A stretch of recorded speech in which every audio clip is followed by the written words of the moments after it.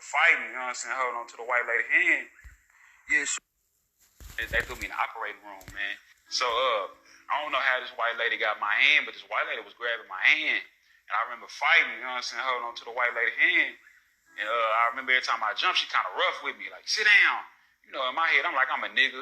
I'm full of tattoos. I got shot up.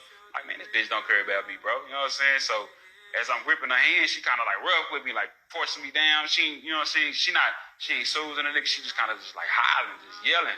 So I remember feeling like, damn, bro, I'm finna die. This bitch don't give a fuck about me. You know what I'm saying? So at that point, she just kind of like threw my hand down because I kind of had my hand up. This was the exact hand. She threw it. When she threw it down, I'm like, damn, I'm finna pass up. I'm finna pass away. I'm finna pass away. And I kind of remember at that moment, like feeling like, you know what I'm saying? Like, fuck it, it's over with.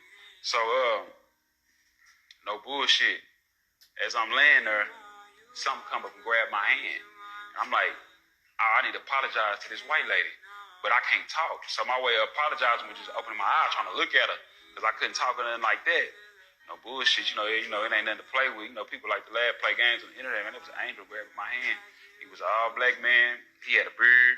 His braids going to the back. He was all white. He was glowing. He grabbed my hand. He was just looking at my doctor, just staring at him. The one that was working on me, he was just looking at him. And when I seen him, I was like, man, I'm all right. I'm going to make it. I'm good. So after that, they was like, do we need surgery? Do we need surgery? They're like, yeah, we need surgery. Put the anesthesia in me, and I fell out. So I wake up the next day, and I'm asking Doc and them, you know, certain questions, you know, and I'm like, bro, what y'all wear here in the operating room, Walter Bam? And they like, huh? They like, we don't wear those colors. I'm like, you know, so y'all don't wear all white? Like, nah.